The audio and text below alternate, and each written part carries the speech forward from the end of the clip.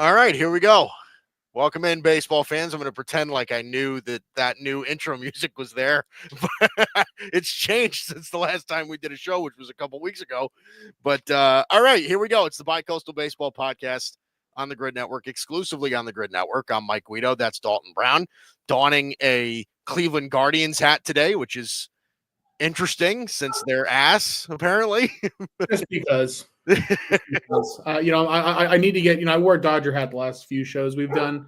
So I need, and I apologize for my dog. He doesn't know when to shut up. But I decided that, I'm going to go back to my roots of just wearing a random hat each week. So you never know what you're going to get. I think I can appreciate that a lot. We have plenty of stuff to go over today. Obviously, my Yankees have made a lot of changes. We'll touch on that. As far as just it's just internal stuff, which I think is insane. I have a very long Yankee rant today, so just buckle up for that.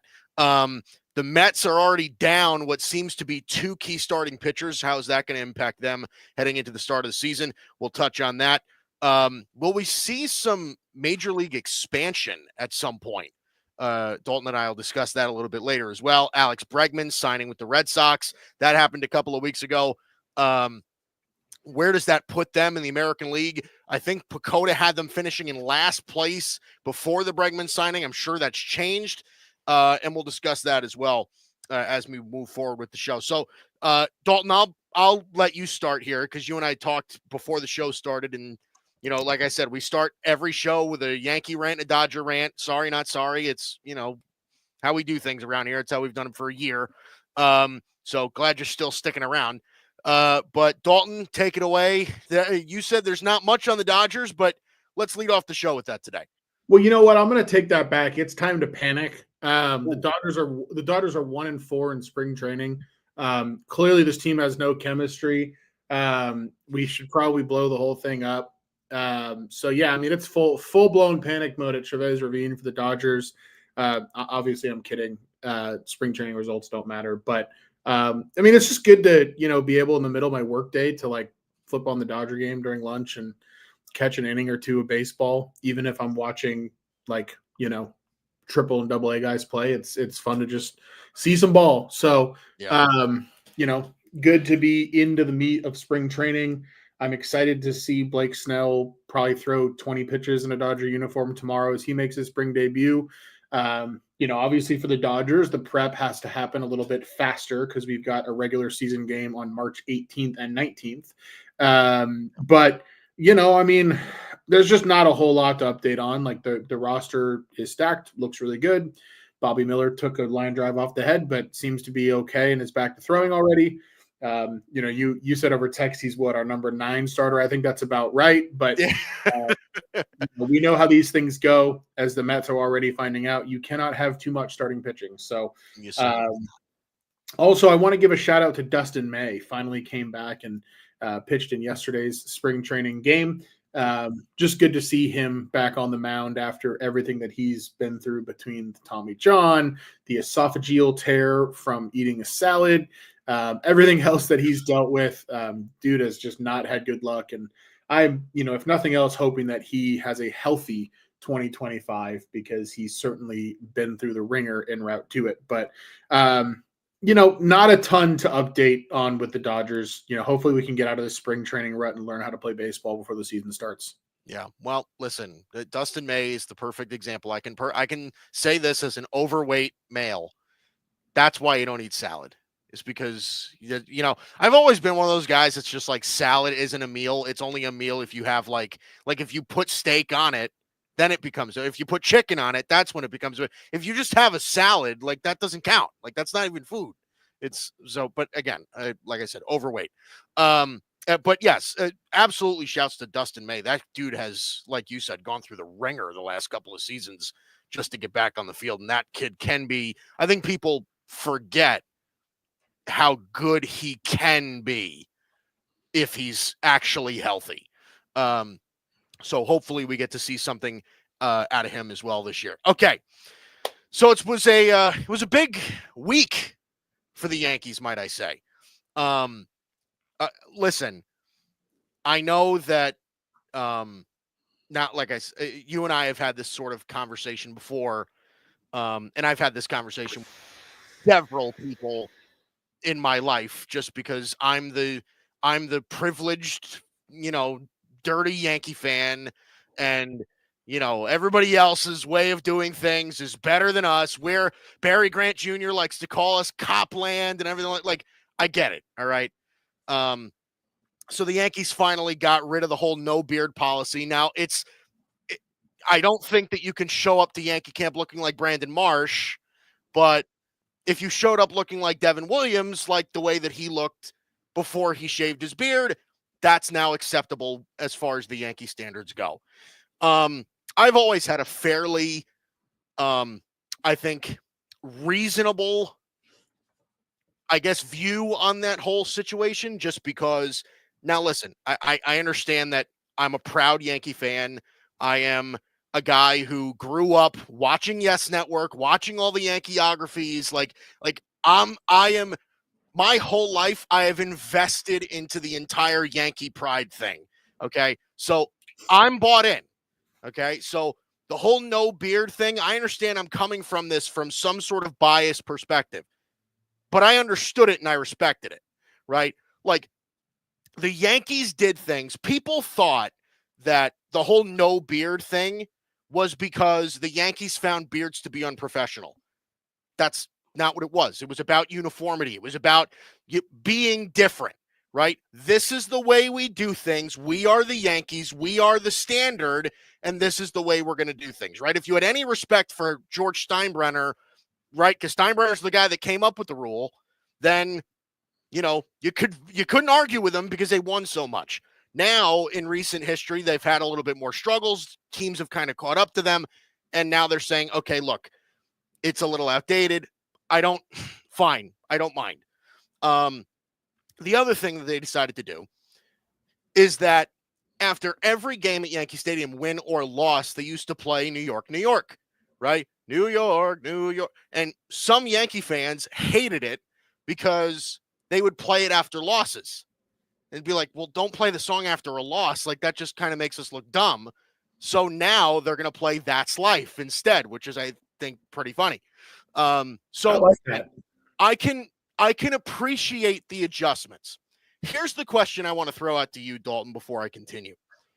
Am I overreacting to think that the changes that are being made, I don't hate them individually, but over the past several years, you've seen, okay, the Yankees had a problem with the Nike logo on the jersey, but they did it, right? Then it became the Star Insurance logo on the jersey, and then they did it, right? Now it's beards are coming back. Now it's, as silly as things of playing a different song after losses.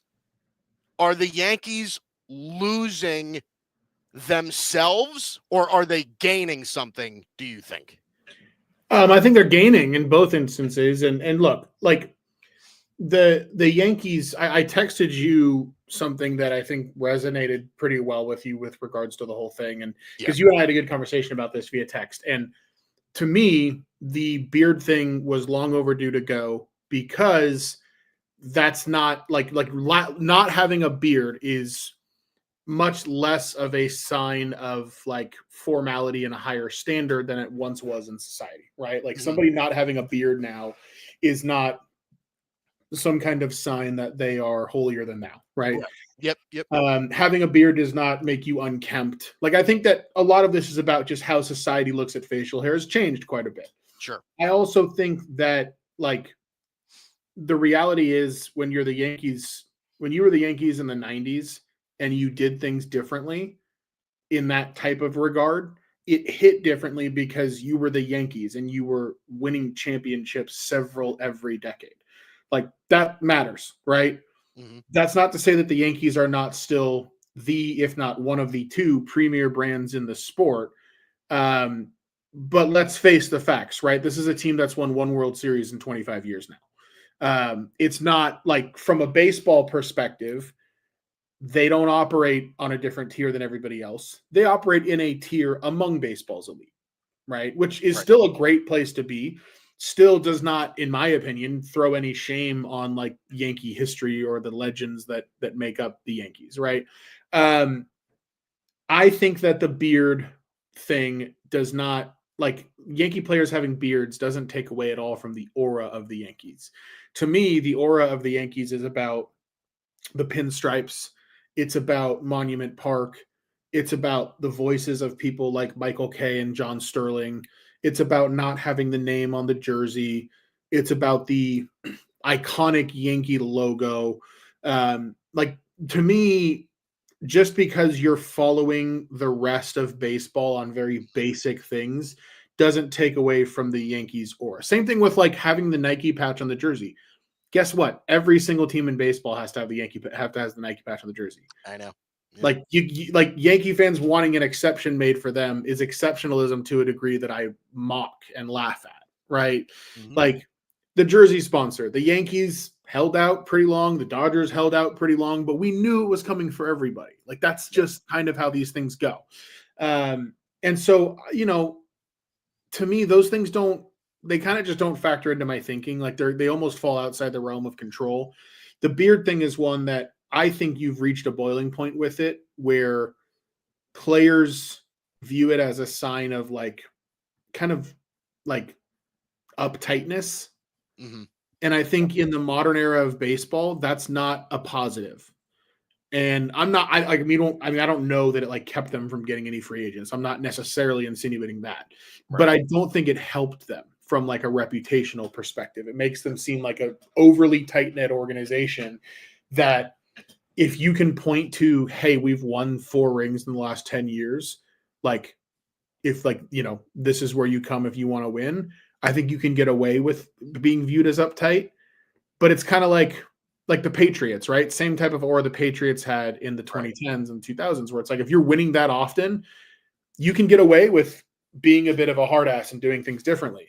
But once you're not like the class of the league anymore, now it just, it's like that scene in Step Brothers where it's like, like now it smells good. Like now it doesn't smell so good, right?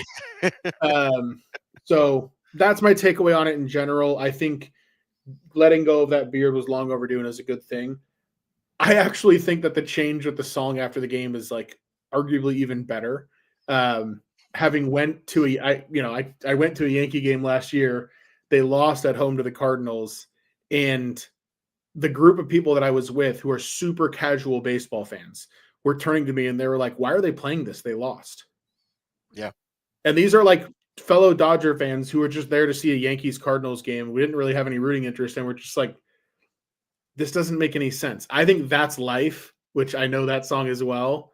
Perfect. I think that's so much better. It's terrific. No, and listen, like I said, I don't mind the changes. The one change that I will forever disagree with if they ever do it is if they change the name of fucking Yankee Stadium, I'm going to go ballistic. If they change it to like Amazon Park, I'm going to blow a fucking gasket. Okay. I would do the same if they changed the name of Dodger Stadium. So I agree with you on that. Like I am like then I'm like losing my shit. Our good buddy Kieran Glenn, by the way, who updated his profile picture to him and his lovely wife Annie. Congratulations to them who got married last month. Is it a coincidence that the Yankees are making all these changes on such long-standing traditions after losing a generational talent to their own crosstown rivals? Here we go. That's every Met fan's response, is that losing Juan Soto has like sent this team into a complete fucking spiral. But that's bait. That's nonsense. That's little brother behavior. Oh, I'm just calling it what it is as a third party. Like, no, nothing that the Yankees do is in response to the Mets. The Mets haven't earned that. Like, come on. I love it. One more thing that I want to touch on with the Yankees before we move on. So the Yankee payroll right now is sitting at like 307 million or something like that. It's around that ballpark. It's around the same as what it was last year. And there are a lot of Yankee fans that are saying, like, Hal Steinbrenner has come out and said several times, like, it shouldn't take a consistent over $300 million payroll to build championship teams. And reality is that's true. but it also, like, you also hate to hear your owner say that. So I understand why Yankee fans are upset in that regard. But it goes back to what I've said for months and months and months and months, dating back to last year.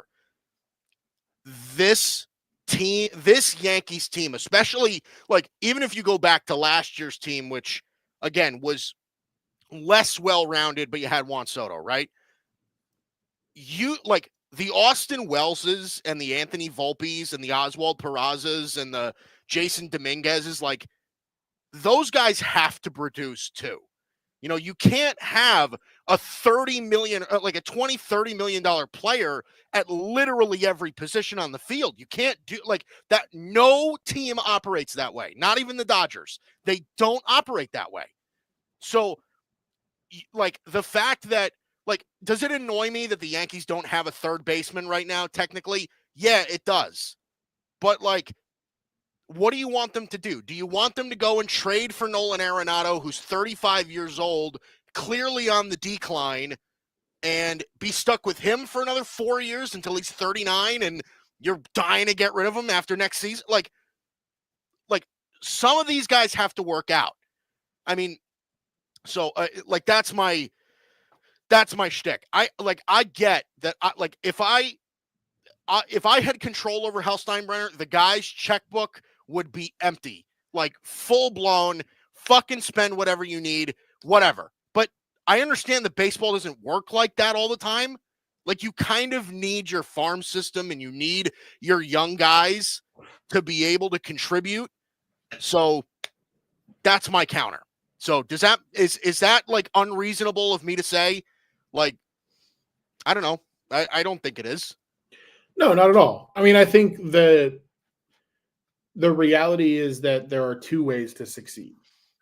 You can spend $350 to $400 million and build a roster that, like, is going to have a really high floor, right? Mm-hmm. You can develop players really well and spend $200 to $300,000 or $200 million and be really good. Or you can develop players exceptionally well and spend $350 to $400 million and be the Dodgers and be where they are, right? I think that if you have a payroll of, what you say was 305 roughly, like 30, yeah, like that. You can't say that team's not spending enough to be competitive. The reason, if the Yankees have shortcomings, which they do, the reason for that is a lack of development, not a lack of spending. So I would agree with you on that. I think that the Yankees, in terms of producing homegrown talent, have been mid. Yeah. They've been like, they haven't been bad at it. They've been just okay at it. Like, Austin Wells is not a bad player. Volpe's decent. Like, these are decent players. But they're not producing Corey Seagers. Like, they're not producing Bobby Witts. Now, some of that is, like, in the case of Bobby Witt, is drafting higher, but, like, some of it's also, I mean. But Anthony Volpe was a top 3 prospect in all of baseball at some point. Yeah. Like, you know, that kid, like, listen, and I don't care who you are. If you're top 5 overall prospect in the sport, your expectations are that you're a stud. It was the same thing with Gleyber Torres, right? Mm-hmm. Like, you had the makings. It's not like the Yankees don't have an eye for talent. They do. Something goes wrong in their developmental process. Yeah. That's what I think. I think that's fair. I mean, because I don't, like, I'll put it this way. I don't think that the Yankees have done a poor job of, like, acquiring young talent. It just seems like it pans out for them at a mediocre rate. Yeah. You know, I mean, and so I think that that's, if you're an organization like the Yankees, doing anything at a mediocre rate shouldn't be considered par. Yeah. Yeah. Aaron Judge is really the only guy that you can point to that turned out to be a stud, and he went outside of the organization for hitting help. Like, that's a problem. That's a real issue. So it's true, because when you look at, I mean, if you were to list off the top, actually, I'm going to pull it up, like, Yankees by projected WAR. The typing. I wonder how many of them, I mean, if I go 2025 projections, Yankees.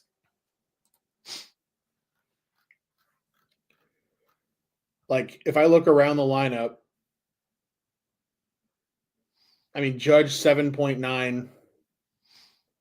And then you look after, I mean, Cole, Rodon, Freed, none of those guys came up. None of those guys are Yankee developed, right?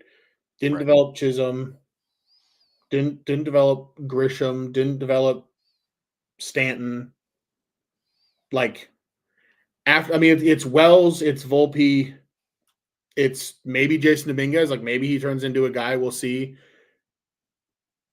Peraza, Cabrera. I mean, I don't know, right? So Yep. they're gonna need to, like, you need. I'll put it this way: you'd like to see at least one of those guys turn into an all-star every 2 to 3 years. Yeah. They don't have to all turn into Aaron Judge. But like, you'd like to be, like, for the Dodgers, producing a Will Smith at catcher. Massive advantage for your organization. 100%. Like, Right. things like that matter. Like producing a Walker Buehler out of a late first round pick was awesome for the Dodgers, right? Like, Right. things like that matter. So I hear you. Yeah. See, that's my issue. So, all right. Enough about the Yankees. Let's talk about the Mets, right? Because I mean, they seem to be the hot topic of the MLB offseason, especially a spring training. I mean, Juan Soto hitting a home run in his first spring at bat, that actually hurt me. It really did. Like, that didn't feel good. But Mets are now down Sean Manaea. They're down Frankie Montas. Listen, if they want to call the Yankees about Marcus Stroman, we're all ears, man. I mean, you need the pitching. Why not add Marcus Stroman to the Clay Holmes-led Mets starting rotation? How is that going to impact them going forward, Dalton? I mean, listen, this is a team that we already had questions about their rotation. Now they're going into the season potentially with two. I mean, regardless of how you feel about somebody like Manaea or somebody like Montas, it's depth at the very least, right? Manaea seemed to have a great season with the Mets last year. He was going to be a number 2, 3 starter for them in this rotation. Now they're without him for however long. How is this going to impact them to start the season next year? Yeah, I mean, look, we talked about the last time we did a show, we talked about the fact that the reason I like the Phillies a lot more than I like the Mets in that division is because it's a much better overall roster. Like, Phillies can obviously hit, Phillies have a decent bullpen, and the Phillies have a really good rotation. The Mets, I think, are going to hit, but they just don't have the pitching. And it's not that, like, I don't think Sean Manaea is any good. It's not that I don't think Kodai Senga or David Peterson are any good. It's just that I think that, like, those are guys who realistically are 2 or 3 starters, and you're relying on them to really carry you. If, you know, now Manaea's on the IL, Montas on the IL, both expected to miss some time. Now this is your rotation. Kodai Senga, like, can he stay healthy? I don't know if he does. I think he's a solid starting pitcher, right? David Peterson, we talked about the fact that last year his expected ERA was closer to 4.5 or 5. I'm expecting some regression there for him. Yeah. We don't know what Clay Holmes is going to be as a starter. And then after that, it's Paul Blackburn and Griffin Canning, who are not guys that you want to be leaning on in any sort of big situation as a starting pitcher. Like, you're probably going to end up with starts from Jose Butto, starts from Tyler McGill. Like, and again, none of these guys are like terrible. Don't get me wrong. I'm not saying that they're rolling out like terrible starters. Yeah. There's no Miles Michaelis on this staff. But that's the thing. But the thing is, you're also, like, your floor with any one of those guys is pretty low, and your ceiling's not very high. Like, I'll put it this way. If you were to, like, part of how I like to measure a pitcher, like, floor versus ceiling, is I think of, like, can I imagine that pitcher throwing a no-hitter? Like, I can imagine Kodai Senga throwing a no-hitter. Sure. Yeah. They don't have a single other starter healthy right now that I can imagine throwing a no-hitter. And I'm not saying that you need your starters to throw no-hitters. What I'm saying is that, like, there's a certain degree of, like, that's a dude that might go out and shove in a real way that I don't think they have. I think they have a bunch of guys that are going to be 5 and dives, 5, 6 innings, 3, 4 runs. So I have concern for them from a starting pitching perspective. I don't think, like, I'll put it this way. I don't, like, I saw a comment that just came through. The Mets are taking the Dodgers approach, developing guys having depth with starters. Depth is not, like, not all depth is created equal, right? Like, if you took, like, Bobby Miller, or you took River Ryan, if he was healthy, you took Dustin May. Like the Dodgers depth guys are high 90s, like 80 grade potential type guys. The Mets depth are guys that we've seen at the big league level and we know are just okay. Like Griffin Canning is not Dustin May. He's not. Like Right. his floor might be a little higher start to start, but Griffin Canning is a guy that's going to go out there and pitch to a 4.7 ERA and go 10-12. Like so, Yeah. if you're, I'll put it this way, if you're the Mets and you claim to be a cream of the crop, top 5 team in baseball type of team, this pitching is not going to get you there. Like it's just not. So I think it's a real concern. That's the long story short of what I'm saying. I think missing Minaya and missing Montas, who I don't think that highly of Montas either, but I think that's a huge concern. Yeah, I agree. Well, those are also, I mean, if you just look at it from an offseason perspective, I mean, those are the two of their bigger pitching signings of the offseason. Those are guys that they invested real money into. Kieran, again, comparing the Dodgers depth to the Mets isn't a conversation, obviously. But like I said, Rome wasn't built in a day. He also put this up after I said Brett Beatty for Marcus Stroman rumor, zero idea. He posted a Twitter link as well. I think it came from MLB Scoops. That's not a very reliable source, but listen, I've also heard that thrown out before. But listen, it's a real issue. And whenever I bring it up to a Met fan, I shouldn't say all of them, but most Met fans, they look at me like I have 17 heads, as if like, okay, you're not going to be dealing with a Philly rotation that has 5 guys legitimately that, as you said, can throw a no-hitter on any night, right? You're looking at Wheeler, Nola, Sanchez, Ranger Suarez, and Jesus Luzardo all in the same rotation. Like all 5, I think I said this the last time we had a show, all 5 of those guys would sit at the top of the Mets rotation right now. They would. Like, depending on how highly you look at Kodai Senga, like all 5 of those guys are either 1 and 2 in the Mets rotation today. I think the way I would look at it is if you took the Mets healthy rotation right now, meaning we take out Minaya because Montas wouldn't factor into this. But if you take the Mets healthy rotation right now and the Phillies healthy rotation right now, and you said, hey, out of all those arms, you give me a 5-man rotation, 4 of the 5 are going to be Phillies. Maybe 5 of the 5, but 4 of the 5 are going to be Phillies. Like I think Kodai Senga fits into that rotation. And other than that, it's going to be Wheeler, it's going to be Nola, it's going to be Ranger Suarez, it's going to be Luzardo, and it might even be Sanchez over Senga. Like that's how different the starting pitching is in Philadelphia versus New York. And you cannot tell me that the Mets offense is that much better than Phillies. Like you can't. In fact, I'm not even sure that it is better than Phillies. I don't think that it is. So to me, I mean, it's actually something, Mike, that I've kind of put some thought into recently is like, I'm not sure why Philly's not viewed as the favorite in this division. Like Pacoda has Philly winning 85.2 games. I don't understand that at all. Yeah. Yeah. I want to see the updated projections because we have the old ones. Here, I'll send them to you. I've got them up right now. I've got it right here. But they have the Phillies. They have the Phillies winning 85 games and finishing in 3rd in this division, by the way, with Atlanta and New York winning 92 games apiece, respectively.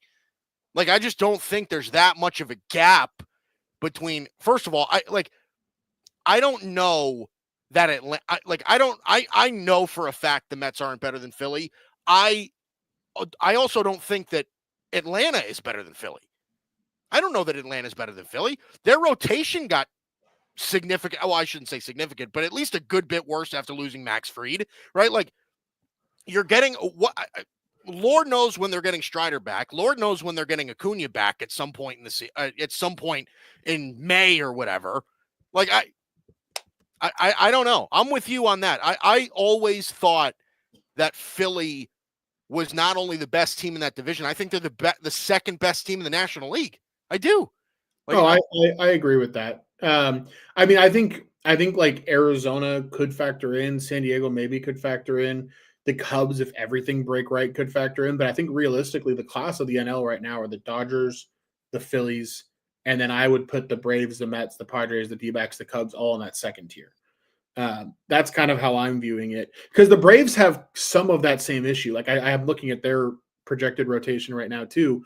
Like I don't like you're not getting Spencer Strider back to start the season, I don't think. Mhm. But obviously he'll factor in, but we'll see what he looks like coming back from injury. Chris Sale, like obviously there's a lot to be excited about there if he gives you what he gave you last year. But you got to remember he was 50-1 to win the Cy Young last year preseason. Right. Yeah. Like those expectations weren't necessarily there, but like Sale and Strider's a great 1-2 punch if those two are healthy down the stretch. After that, there aren't really any sure things. Like Reynaldo Lopez, Yeah. I am not a believer in last year being like the new Reynaldo Lopez. And then it's Spencer Schwellenbach, Grant Holmes, Ian Anderson, AJ Smith-Shawver, Bryce Elder. You don't want any of those guys starting a playoff game. Right. So Yeah. I think like in terms of like a fully formed team, it's Philly. Like, and I almost want to say it's Philly comfortably. Yeah. Again, our buddy, both teams running back majority the same roster, and the Mets just beat them in the playoffs. Philly's definitely better. Is wild for an aging roster. I don't think it is. I just don't. I Like, mean, and holding up a 4-game sample is not how baseball works. Like, I think Mets fans have to somewhat come to terms with the fact that like what happened last year is not like you I'll put it this way. I think the Mets maxed out their talent last year. You're not going to max out your talent every year. And to me, the Phillies and like the way I look at it is I look at it as if both teams max out their talent, who's better, and it's pretty clearly Philly to me. yeah, I agree. I look like the Mets. What the Mets did last year was impressive, right? I think you and I can both agree that what they did last year was impressive. But we were talking about it early in the season. The Mets were bad for the first 2 or 2.5 months of the year. They were bad. Like, and then, yes, all of a sudden, the last, 100 games, 90 games of the season, they popped off and got severely hot, and the rest was history, right?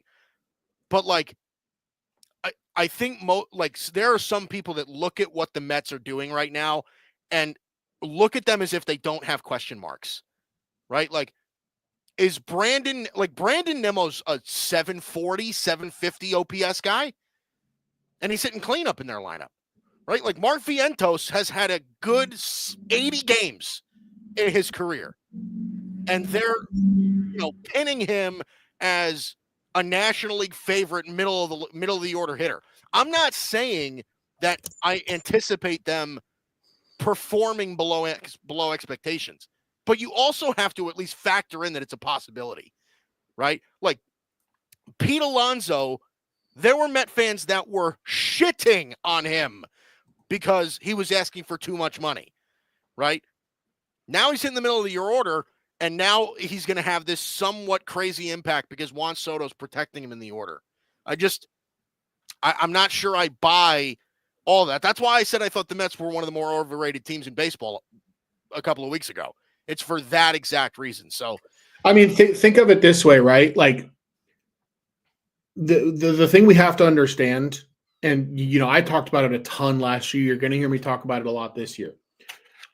What happens in small sample sizes in baseball is not meaningful very often. Like, remember in 2023, the Braves and the Diamondbacks played in the World Series. And I came into last season saying, hey, I don't not the Rangers and the Diamondbacks. Rangers and Diamondbacks, right. And I came into last season saying, hey, neither one of those teams is going to be remotely that good this year. Because what happens is over a small sample size of a month of baseball, you don't have to be the best team to like make some noise. And I think it's worth remembering what expectations were for the Mets last year. Yeah. And like you said, if those games are not like if the roster this year is not that different from last year, which if we're being honest, it's not. They added Juan Soto. That's about it, right? Like the roster is not that different. And last year, what was their preseason projected win total? Like 83, something like that? Yeah, I think it was 82 or 83 wins. Yeah. Right. So like how many wins is Juan Soto worth to a lineup? Maybe 5, 6? Like I'm not saying they're going to be bad, but I think No. realistically, like this is an 87, 88 win team, probably a wild card team. And I don't think that that's disrespectful. In fact, I think what you just said about the Rangers and the Diamondbacks being in the World Series just 2 years ago is more in favor of the Mets than it is dissing the Mets. Right? Because I don't like you and I don't like. I don't think it's impossible for the Mets to be great this year. I don't think it's impossible. Sure. Yeah. But like there are questions. Yeah. So think of it this way, like every team has a range of outcomes that exists on a bell curve, right? And like I'm most concerned with like what do I think is in the middle of the bell curve for each team, right? To me, the middle of the Phillies bell curve is significantly further along than the middle of the Mets bell curve. And when I say significantly, I mean 4 wins different. Like I think Phillies, I would probably project the Phillies around 92, maybe 93. I'd probably project the Mets around 87, 88. That's probably where I'd have it. Yeah. But that's statistically significant, right? Like, but that doesn't mean that the Mets can't again perform on the higher end of their projected outcomes. It doesn't mean that the Phillies can't sputter and not have the season that you're expecting. But this idea that the Mets, because they got hot down the stretch last year and rode it into a playoff run that like we're probably assigning too much credit to, if we're being honest, like you made the NLCS and you weren't really competitive in the NLCS. Cool. Like you beat a Phillies team that in a 5-game series, like, okay, cool. Like it's just not that big of a deal to me. Like you got hot at the right time for a little while. You rode the lightning as far as you could until you were just totally outclassed. And you didn't change a whole lot. Like if I'm a Mets fan right now, what frustrates me is Blake Snell was a free agent.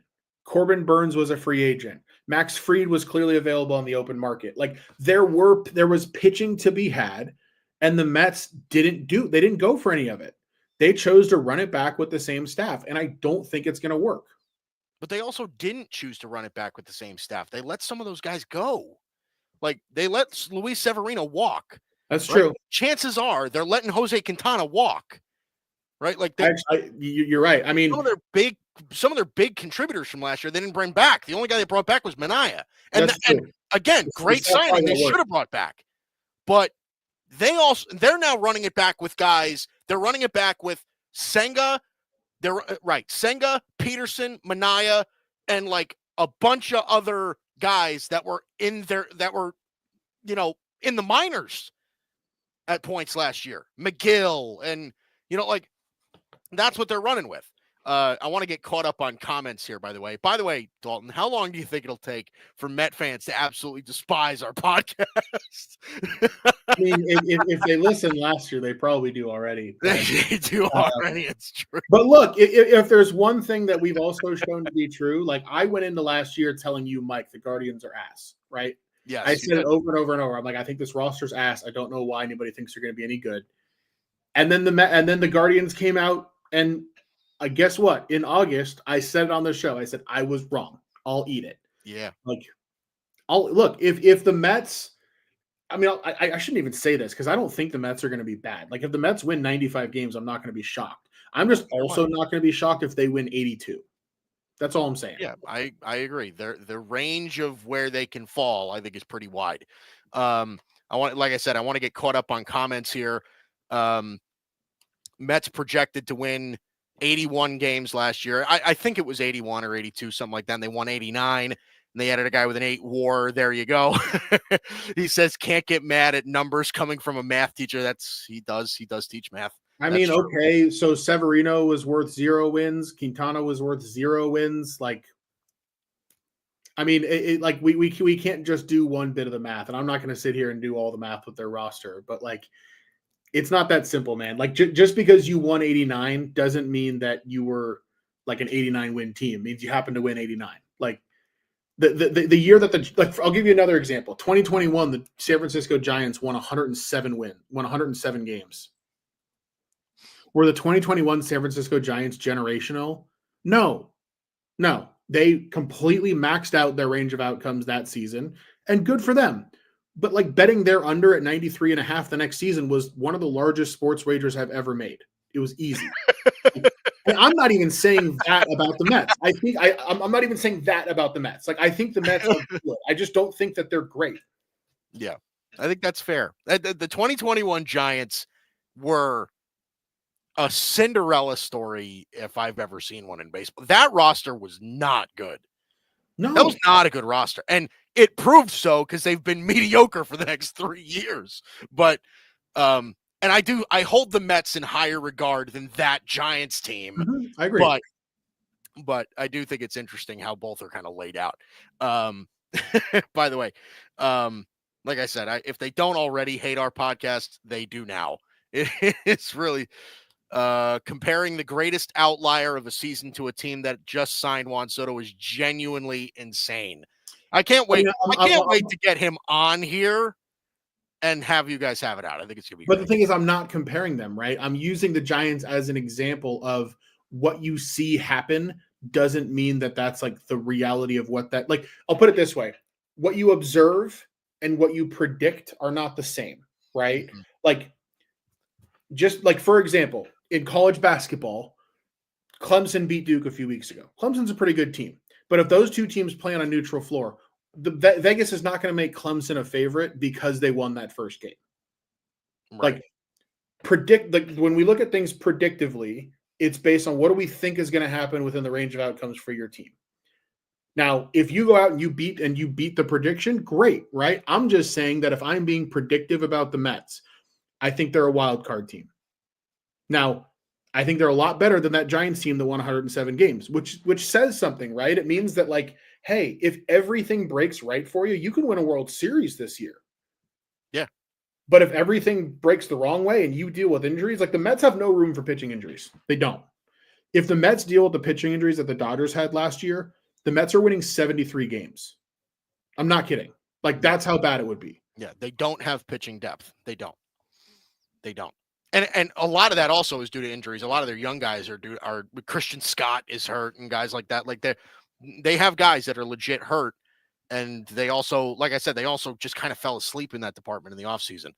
That was my biggest criticism. They needed to sign somebody like Corbin Burns with the owner that had unlimited pockets, and they just didn't do it. I've had enough. I mean, unless yes. you got more that you want to get to. No. I just as soon as you reacted, I was ready to move on. So, I want to talk about the Boston Red Sox for a minute. So I just looked at the updated Bicoastal standings, right? These are the one that I'm seeing right now is as of February 20th. Even with Alex Bregman signing in Boston, they still have Boston in last place in the AL East. That surprises me quite a bit, to be honest. Like, and I'm not one of those guys that thinks that they're going to get like MVP level Alex Bregman that we've seen in the past. I do think him hitting at Fenway Park is going to be a massive plus for him, but I'm surprised they still have them as a below 500 team heading into the American League, which you and I have both said is weaker this year than it was last year and in years past. Are you kind of like, where do you land on this? Does Alex Bregman shift anything for the Red Sox in a big way? Or is this just like, all right, it's a piece, but not enough nearly to get it done? So, I mean, I don't think that the Red Sox are all of a sudden like a favorite to win their division or a team that I project at 90 wins or anything like that. But I think the Red Sox have one of the best managers in baseball. And I think they have a pretty well-rounded roster that, like, isn't bad anywhere. Right. Like, yeah.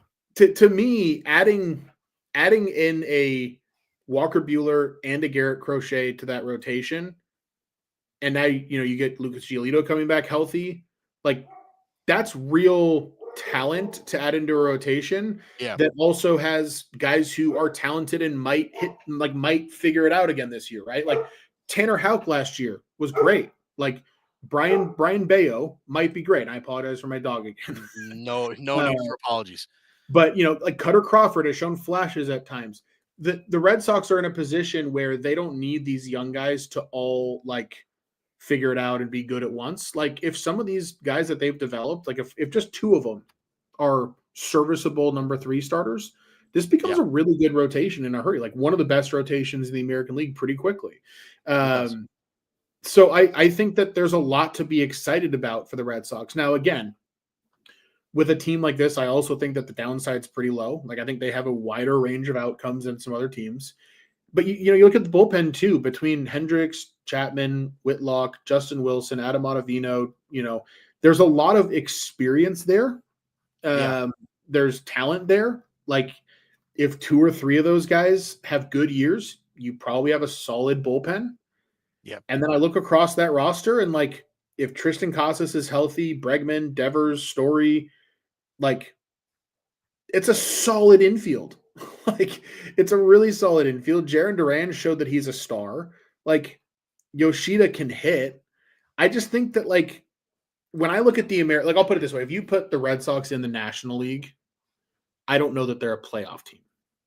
But if you put them like in the American League, I would make them like minus 160 to make a wild card. Like I think they're probably going to be better than Tampa.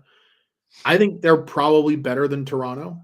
although a lot of people think Toronto's going to have a bounce back year, maybe. I don't know. And honestly, like I'm not sold on Baltimore. I'm curious to get your thoughts on Baltimore because I feel similarly about Baltimore that I do about the Mets, where I think it's a team that like is going to hit but just can't pitch. So Yeah, I don't I, know. I think the door's open for Boston. I'll put it that way. yeah, no, I agree. I think Boston is definitely going to be a pest. I don't know that they're better than Baltimore. I definitely don't think they're better than the Yankees at this point. But I agree in a sense that the Red Sox are going to hit. I'm pretty confident about. You look at this lineup right now today. This is what Fangraphs has as their projected lineup, and I think as time goes on, it's going to change because they've got guys like Christian Campbell and Roman Anthony and guys like that that are going to come up at some point. I'm assuming this year, but their lineup as it sits right now: Jaron Duran, Rafi Devers, Alex Bregman, Tristan Casas, Masataka Yoshida, Trevor Story, Willier Abreu, Connor Wong, and Cedar Rafaela. Like, that's a real lineup. That's a real lineup with depth, a lot of lefty, righty, interchanging. Like, it's like that's a real lineup. Now, again, I think that if you compare what Boston is and what a team like the Yankees is, I think there's a little bit more surety within the Yankees than there are with the Red Sox at the moment. I also think that in the like in the pitching department for Boston, it's a little bit more like you're gonna get great production out of Crochet, however many innings you get out of him, right? I'm fully confident in that. Walker Buehler is going to be solid for as long as you have him.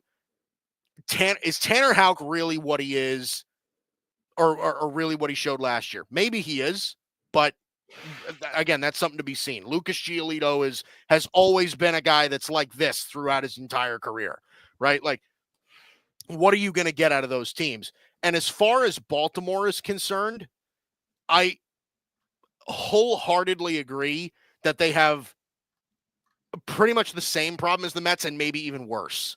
Because this is a rotation that is really lacking and really hoping that Grayson Rodriguez turns into a stud. Like, that's what they're really hoping for. And I like a lot of what I see out of that kid, but he's 25 years old and was up and down last year. What are you really going to get out of him? But they're going to hit the piss out of the baseball, I think. So I don't know.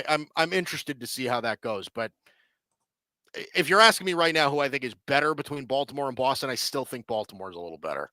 Yeah, I would lean that way too. I guess for me, when I look at the Red Sox, like if you told me that in August they are the consensus second best team in the American League, I'd be surprised but not shocked.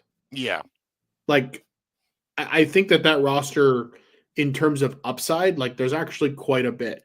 And there are a number of teams that I was surprised, and I was looking through Pacoda that, in terms of their playoff percentage, they give the Red Sox a 22.5% chance of making the playoffs. In the AL, I think that number should be way higher. I mean, that puts them behind the Kansas City Royals, the Toronto Blue Jays, the Tampa Bay Rays, the Cleveland Guardians, and the Seattle Mariners. Boston might be better than all of those teams. Like, yeah, I don't see how they think Seattle is better than Boston. I don't see that. Like, Seattle's rotation is nasty, but it's been nasty for 2 years. Like, I don't know. I think that's a little whack. I think Seattle has like real organizational issues with hitting that are way harder to solve than the issues that we talk about with teams like the Mets and Baltimore, where like I just don't know that they have the pitching. Like, you can find pitching over time, you can fix pitching over time. Like I'll put it this way: the Mets pitching might work out just fine. I don't think Seattle is all of a sudden going to be a good offensive team. I don't see it. No, I don't either. They didn't do nearly enough. Listen, we talked about we never really did winners and losers or anything like that, and I'm not prepared to do it right now. But this is a lineup that struggled mightily last year and didn't do anything to improve. Literally nothing, right? Like, they brought back Jorge Polanco, who was terrible for them last year. And that's it. Like, that's literally it. Like that is, it blows my mind how little they did with that. Especially like there were guys out there that Seattle could have had without paying a ton of money. Like, you could have gone and gotten a Jurickson Profar or a Ha-Sung Kim. Yeah. Like, there were dudes out there that you could have gone and gotten that make you better. I'm not saying that those are stars, but those are guys that make you better, and they didn't do it. No, they didn't. They didn't. And their lineup isn't like without names in it, right? Like J-Rod's a stud, but and Cal Raleigh is probably a top tier catcher in the game at the moment. Randy Arozarena is pretty good. Like, Mitch Haniger's been good before. J.P. Crawford is a former top prospect. Like, they've got guys, that are, like, people know who they are. Yeah. but they can't hit for shit. Like, you just have to do something about that lineup, dude. I think that they have guys that are like Cal Raleigh is a perfect example of it for me, where like if you get him in a lineup where he can be the fourth or fifth offensive option, he becomes like elite, right? Because that's a catcher with like massive power upside. He barrels up a ton of balls. Like, that's a tough guy to pitch around. But when he's all of a sudden, like, when you need him to be a centerpiece of what you do offensively, it's not so great. Like, because there's a lot of swing and miss there too. Well, yeah, because he also hits 200. Right. That's what I'm saying. Yeah. Like, Cal Raleigh's not he's not prime JT Realmuto. He's not Adley Rutschman. You know what I mean? Like, he's a guy that's going to hit 210. He'll smack 30 homers, but that's what he is. And a player like that is fine if he's hitting seventh. You know what I mean? Right. Not third. So, yeah, I mean, you look at last year, 28% strikeout percentage, 31% whiff percentage. I mean, those are bottom 15% in baseball numbers. Like, yeah, it's a problem. It is a real problem. Yeah, so I agree with you.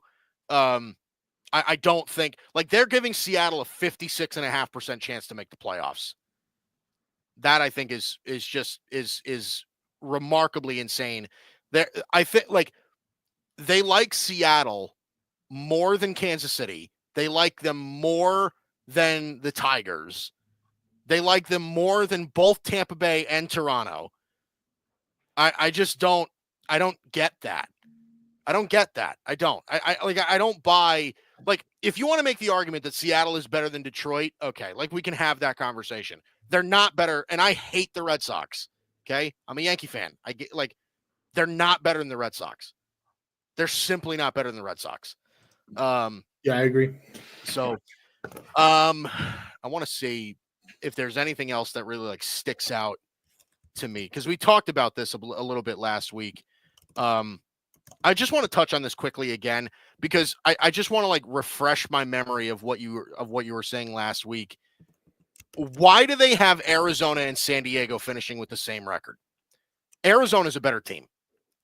So the last time we spoke about this, I was super sure that I thought Arizona was better. And I still think Arizona's probably a little bit better. But San Diego has more or less come out and said that they're going to hold on to Cease, they're going to hold on to Arias, and they're going to try to make a run at it. And I think a platoon with Connor Joe and Hayward, like that's a decent floor combo in the outfield. I think San Diego could still be pretty good. Like, Yeah. if Yu Darvish can stay healthy, like if Michael King continues to look the way he did last year, if Dylan Cease, looks the way he did last year, like there's enough there that I think they can beat up on the Rockies, beat up on the Giants, and compete with Arizona for second in the division. I give Arizona the edge, but I don't think it's absurd to put San Diego right there as well. Like it's easy to forget that last year last year I thought that the Padres were the best team entering the playoffs. Yeah, you did. I thought they were the best team in baseball entering October. And I think had they beaten the Dodgers, I think they would have ripped through the rest of the playoffs and won the World Series. Yep. They have lost some from that team, but it's still a lot of the same guys. And so I think that like there's a world where we're kind of sleeping on them a little bit too much. Well, listen, it probably isn't going to take long to, be proven wrong in some of these instances. Yeah, I mean, listen, you're getting a lineup that listen, if they're keeping everything together, right, then yeah, they're going to be better than what I thought a couple of weeks ago. I still don't know that I buy that. I still don't know that I buy that they're going to hold on to everybody. I think if they get off to a mediocre start, I think it's definitely possible they let some guys go and save the money. But listen, if they keep the band together, then yes, I think that their chances do go up. Kieran brought something up in the chat that I think is really interesting. Hear me out. Seattle isn't good. The Angels are the Angels. The Astros are down, as I think. I do think that they're down a little bit. Why not the A's to finish second in the AL West? I don't think that they're there yet. I just don't. But, I mean, it's not like I've heard crazier in that sort of respect. They're not better. I don't think they're definitely not better than Texas. They're definitely not better than Houston, in my opinion. But, I've heard crazier. I don't buy it. I mean, I heaped praise on the A's a couple weeks ago, and like I do think that team's like building something and going in the right direction, and I appreciate that they're trying to compete.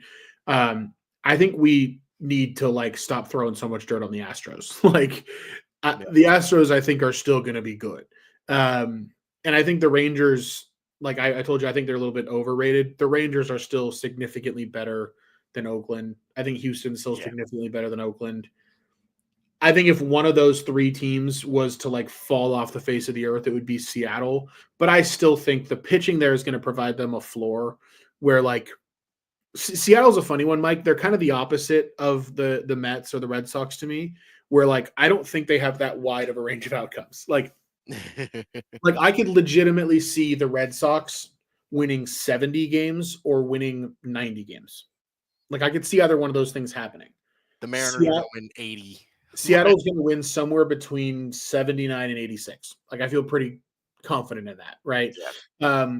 Whereas I think Oakland's ceiling is like 82, 83 wins. Yeah. Like, that would be amazing if they pulled that off. So that's kind of where I'm at with it. But hey, crazier things have happened. Crazier things have happened. He says, I don't know. I love a good Moneyball story. I think we all could appreciate that. Hey, it'd be fun to watch if the A's pulled that off. I'd enjoy it. Yeah. All right. So let's discuss this before we get out of here. So obviously the talk around, there have been conversations before about baseball expanding, where they could go, and if they were to do so, what cities would they land in? How would that whole thing work and all of that? Listen, I expansion in baseball, I think, is something that could happen in a nearer future than maybe some people anticipate. But Dalton, we were, kind of brainstorming this, and you thought it would be kind of like an interesting idea to kind of think about where an MLB expansion franchise could land, how that could impact the game a little bit. So what do you think? Where if Major League Baseball were to expand, what's a spot where you could see them landing? So I the way I prepared for this segment was I just had a little bit of fun brainstorming, like, if MLB went to 2 new cities, what new cities do I think I would love to see them land in? Yeah. And there are a lot of different options that have been discussed. I mean, Portland, Orlando, Nashville, there are a ton of them, right? Yeah. And I was like, okay, I'm going to come up with one West and one East that I'd like to see them go to. And I'm curious to hear what yours would be. But I'm going to assume that Vegas is where the A's end up. Yep. If the A's don't end up in Vegas, I think a team needs to end up in Vegas. I think, like, that's a baseball crazy city. That's like, a hot spot right now, it's too. a huge baseball hotbed. It's also an area that, like, the Dodgers just own and is ripe kind of for the taking. Like, Phoenix was that way before the Diamondbacks got there, where Phoenix was just a Dodger fan city. Yeah. And there are still a ton of Dodger fans there, which you can see whenever the Dodgers play down there. But the Diamondbacks got in there, won a little bit, got a foothold going, and it's a relative success. I think Vegas could be even more successful than that. So Vegas makes a ton of sense. But let's say Vegas is already taken. A lot of people are going to say Salt Lake City or Portland, both of which are super viable. I've got an out of left field suggestion for the West Coast.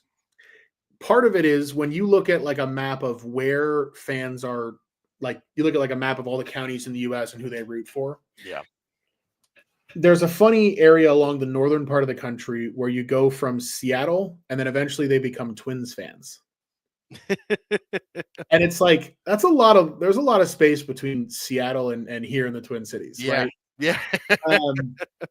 What about Boise? Boise is a quickly growing city. Like, it's blowing up. It would produce some of the most beautiful backdrops if you make the stadium, like, face the right way and make it, put it in the right place. I think that, like, there's a lot of people for the taking throughout those Mountain West states that don't want to root for the Rockies. Yeah. And the reason I like it better than Portland is like 3 hours from Seattle. And Yeah.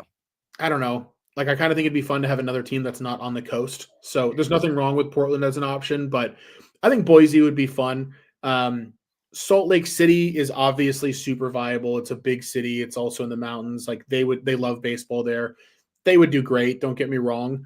I just think you'd sell a lot more beer in Boise. So we would. I think Boise, like, so out west, I'm going to go Boise. Just imagine it. A team, it'd be really fun. Eastern half of the country, this to me is like, I'm shocked Major League Baseball isn't there yet, is Charlotte. Yeah. Like, North Carolina is a basketball state, but it's also a baseball state. Like, and I played college baseball there, so I feel like I can speak on that to a degree. But North Carolina, especially the Charlotte area, is a baseball hotbed. Right now, it's still Braves country, which is ridiculous because it's a massive metro that hates Atlanta and other sports. And I think you have a great opportunity to stick a team there that can become like a rival to the Braves in the Southeast and bite into the Braves monopoly. I think a team in Nashville could have a similar effect. But I think Charlotte, the other thing about Charlotte, I think it's Truist Park is what it's called, where the Charlotte Knights currently play, the AAA team for the White Sox. Mike, I don't know if you've seen what that stadium looks like. It is a stunning minor league ballpark. It's like the PNC Park of the minors in terms of the view of Charlotte that you have there. Yeah. Mm-hmm. You could easily add a second deck to that, add some additional seating in the outfield, turn that into a top tier major league ballpark with a great view right there in downtown Charlotte. I think Charlotte and Boise, that's what I'm going to go with. What do you got? So how about, and again, I don't have, outrageously good reasoning for any of these really. I did have Charlotte written down. And I think that one's kind of obvious. Like, I think Charlotte's a really good, by the way, it has an NFL team. It has an NBA team. Like, a baseball team makes sense there, right? Regardless of how bad those other teams are in in that respective location. Anyway, I think Charlotte is absolutely one. How about, and this one seems a little bit I think self-explanatory. Bring the Expos back to Montreal. How about that? Now, listen, I was just there this past summer. You can have mixed feelings on the city itself. But they still have Expo shit there. They sell tons of Expo shit there. If you were to put a team in Montreal, whether it's the Expos or it isn't, they would be wildly popular. I don't think that that's anything. Like, there's no way that you could convince me otherwise. So Yeah. Montreal's a big one. And then the other one I had was Omaha. College World Series. I don't know if it's, again, I didn't do like a deep dive of No, I mean, I demographic love or that kind of thought because it's out of the left field. environmental impact of what a Major League Baseball team would look like in Omaha. But the College Baseball World Series is there. How fun would it be for a kid in college who goes to the College World Series, wins it, and then gets drafted by the team located in Omaha? So there you go. Those were my big ones. I had Nashville written down too, but I feel like that one's too common. I already factored in the A's going to Vegas. But yeah, by the way, I love the Boise idea. Karen says make the outfield blue for a Boise baseball team, just like Boise State, which I think is great. I'm fully in favor of that, by the way. I love that idea. 100%. 100%. So I would say if I had to pick two, again, I think Charlotte's a given, but give me Montreal, give me Omaha. Nice. Fun. I think I like that. Yeah, I enjoy this kind of talk. Like it's a good palate cleanser after spending as much time as we did talking about the Mets pitching staff. Yeah, talking about how bad the Mets are. All right. Dalton, you have picks tonight? Yes, no. I've placed a few MLB futures already that I feel really good about. I am going to share one that I like quite a bit. I'm looking at them right now and I'm trying to figure out which one I want to share. I think for me, it's Twins over 83 wins. And, or you could play Twins to make the playoffs at even money. But I think Minnesota is a team that, like, we saw what the floor looked like for them with the way the bottom fell out late in the season last year. Right. But I don't think that's who they are. And if Royce Lewis and Byron Buxton can stay healthy at all, that team can hit. And I think the pitching is decent. And the division is terrible still. Like, I get it. That division put a bunch of teams in the playoff last year, just like with the Mets. I'm not totally bought it. I think that division's terrible. Yeah. And Pacoda has Minnesota at 87 wins. So, like, we're getting 4 wins of value off the Pacoda number. I think they're going to win that division. I think if you win that division, you're going to do it with more than 83 wins. Yeah. And you look at the AL, like, I mean, you're like, yeah, the Yankees are probably going to beat up on the Twins because they always do. But outside of that, like, there's a lot of winnable games across the American League. Like, somebody's got to win them. And I think you're going to see both the Royals and Tigers, like, get a dose of reality this year. Pacoda has Cleveland around 80 wins, which I think is more realistic to their talent level. I think they're the best team in their division. So 83 wins is not enough if a team is the best in their division. We talked about this a couple weeks ago. The Twins were the best team in their division last year. Yeah. And things just didn't materialize for them. There's no difference to me this year. I know a lot of people are high on the Tigers and the Royals and all their young guys, but I agree. I think that I don't think they're going to be bad teams, but they are going to hit a wall at some point, right? Like, they're young teams. They always kind of crash a little bit.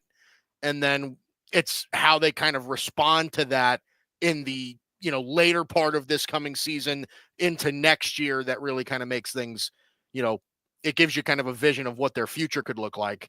Yeah. So something I feel strongly about just on futures betting in baseball in general, not just in baseball really, but across sports, like when a player or a team puts up a total outlier for a season, fade it the next year. Like when I do my MLB player futures, which I'm going to be looking into the next few weeks. First of all, you should only ever bet unders because of injuries. You should only bet unders. But what I look for is I look for guys who shattered their career high in RBIs last year or shattered their career high in home runs last year. Yeah. And I look at where the number was placed. Like a couple years ago, I got Byron Buxton at under 30 and a half home runs. His career high is 29. So you're telling me that even if he stays healthy all year, he's got to put up a new career high in home runs to beat me? Yeah, right. Like, and the Twins are kind of the inverse of that in the sense that it's like, to me, this is a team that looked like an 85 to 90 win team for solid portions of last year. Right. And then the bottom just fell out from underneath them. I'm just betting on the bottom not falling out this year. And I'm also betting on some of these teams that way outperformed expectations regressing to the mean in Kansas City and Detroit. I think that's a division with the Twins. 3 teams are going to finish around 500 and the White Sox. Right. And the White Sox, who are going to lose 112 games. Or honestly, maybe even worse, right? Because what did we say? Pacoda projects them at 62 and 100. And where the hell did they just magically find 20 wins? It's so funny, Mike, because I remember when I first saw that, I immediately ran to DraftKings because I was like, please hang a 62 for me to bet the under on. And DraftKings has it at 53 and a half. Right, so I'm like, that's the number that you got to think about. I'm like, that's like 53 and 109. Fine. I won't bet the under at that number. Yeah. But if anybody wants to give me under 60 wins on the White Sox at even money, call me. There's no such thing as free money, right, Dalton? Except for if somebody does that. Even then, it's not free money, man. Yeah, well, listen, you're more realistic than I am. All right, that does it for us. That's Dalton Brown. I'm Mike Guido. It's great to have you with us on this Monday evening. We'll be back next week. Again, every Monday, 8:00 Eastern, right here on the Grid Network, exclusively on the Grid Network. We will see you next week.